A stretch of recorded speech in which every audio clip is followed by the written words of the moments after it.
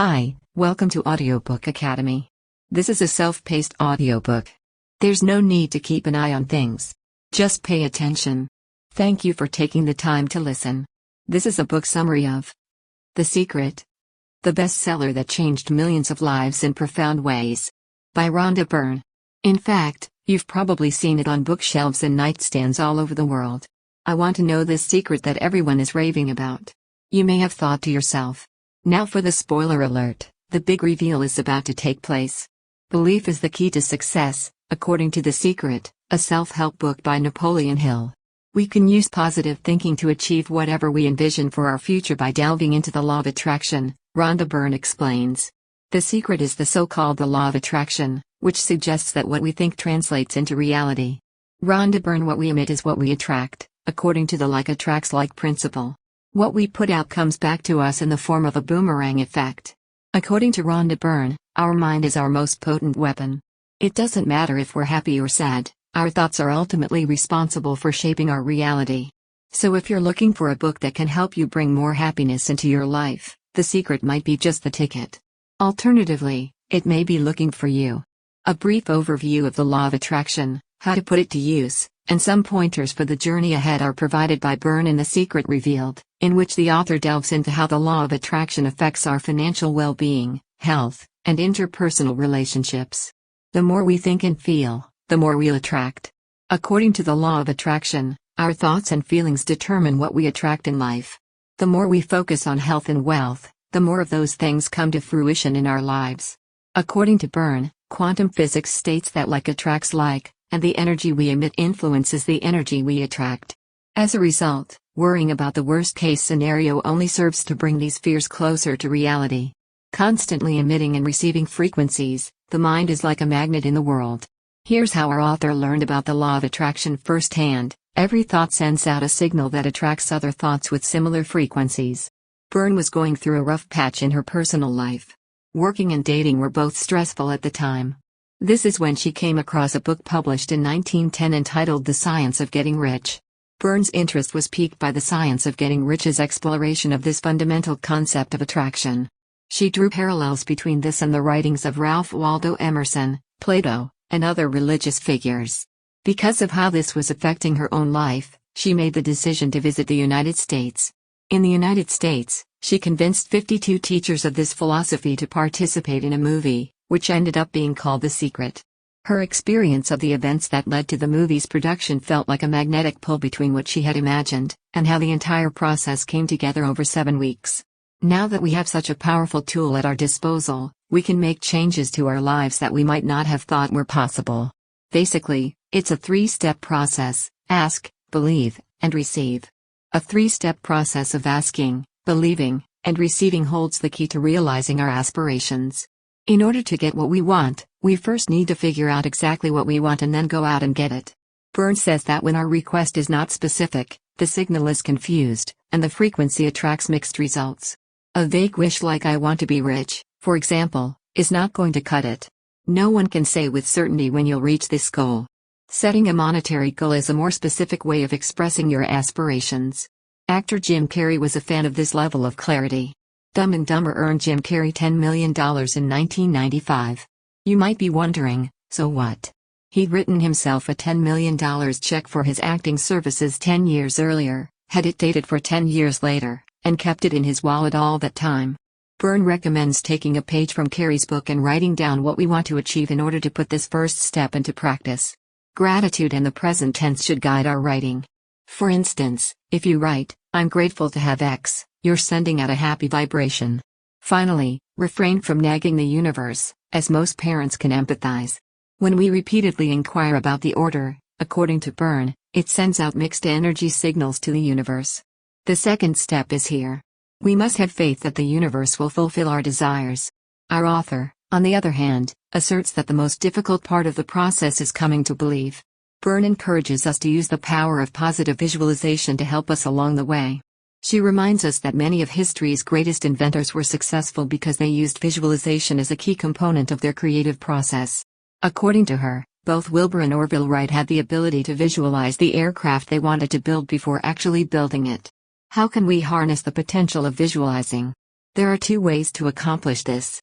Imagine yourself actually cooking and interacting with others in the kitchen of your dreams, rather than just focusing on how beautiful it might be to look at it. A vision board, according to Byrne, is a good idea as well. Place a corkboard with pictures of the things you want in a prominent location. Even if you just go through the motions, it's not enough.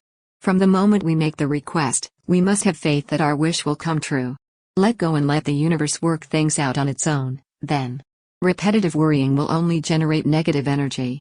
Faith and confidence, on the other hand, send out strong positive signals to the cosmos. Receiving is the last and final step. Taking what we've asked for and making it appear as if we already have it is an important part of receiving. So if you want to buy a car, pretend you've already done so. When planning your route, think about where you want to go and where you want to park your vehicle. As a result, the universe is filled with good vibes. Use mantras like, I'm receiving all the good in my life right now. Visualize how you'll feel once you've achieved your goal or achieved your heart's desire. Now that you've learned the secret and how to put it to use, here are some helpful hints for the road ahead. Remind yourself that the law of attraction only works if you put in the effort. Positive thinking is necessary for the law of attraction to work. Many of my thoughts start with I don't. How often do you think that way? I don't want to be late. I want to succeed, and I want X not to happen are all examples of negative thoughts that can keep us from focusing on the positive aspects of our lives. According to Byrne, the universe is unable to comprehend don'ts, which is the root of the problem. There are no other responses because it is only responsive to quantum physics. When we break down the universe into its simplest components, we find that it is made up entirely of energy. When two things vibrate at the same frequency, they're attracted to each other by a natural force of gravitation. That's why it's important to know what frequency we're most tuned into. As long as we're thinking about how much we don't want to fail, we're only increasing the likelihood that we will. However, if we alter our thoughts, we alter our thoughts' vibrational frequency. A key point here is to focus on attracting good people rather than bad ones. A positive message to the universe is the only one that can change the world. It could be, I want to pass, or I want to be debt-free, but it must be specific, like I want to be debt-free by year's end.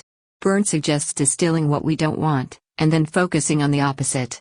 Personal examples include focusing on the positive aspects of one's health rather than dwelling on the negative. As a result, rather than solely emphasizing our opposition to war, we should instead strive to promote world peace. Maintain a positive attitude at all times. Byrne recommends using secret shifters, or activities, to lift our spirits and keep us from dwelling on the bad. How can we tell if we're focusing on the negative too much? Pay attention to your feelings. Emotions are a reflection of one's thoughts. Even if we can't place our thoughts, we can always rely on our feelings to point us in the right direction. At the same time, it's impossible to feel negative emotions and think positively. Byrne warns that our emotions can serve as an early warning system to tell us when our thoughts are too negative. So, if we feel like we're falling into a negative rabbit hole, our author warns, warning, change thinking now. Recordings with a negative frequency change warning, and we can use secret shifters to alter our mood. Anything that lifts our spirits is a secret shifter. There are many ways in which we can bring ourselves to tears, whether it's listening to music, thinking about a loved one or reminiscing about a favorite place. When we find ourselves in a downward spiral of negative thoughts, we can use our secret shifters to lift our spirits and restore our positive outlook. List the things that can help lift your spirits in times of stress. Get rid of any resentment you may have. We can get caught up in the idea that we're in a constant battle with the cosmos, as if we're fighting for our very existence. What we hold on to from our past, however, is what Carl Jung famously said, what you resist, persists. As a result, we find ourselves stuck in the wrong frequency. Keep what you want, relax your grip on your negative thoughts, and open up the future you desire by remembering what the secret has in store for you in order to move away from this. We can begin to shift our energy if we change our perspective to see ourselves as part of the universe and as having a complementary energy flow to that of the universe. We're a supportive energy field that's at home in a larger one. It is possible for us to begin to feel less isolated and fearful. Because of this connection, we no longer have to worry about running out of resources or having to compete with others for scarce supplies. Finally, I'd like to say, edging toward the optimistic side of things may not have magical powers, but it can lead to more productive behavior. We limit our potential when we make erroneous assumptions about who we are and what we're capable of. When we draw conclusions about ourselves, We're likely to do two things: look for evidence that supports that belief, and discount anything that contradicts that belief.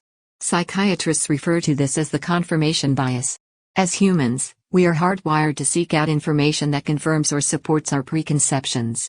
So it's understandable that as we make small steps toward a happier outlook, we'll seek out small things that reinforce that outlook.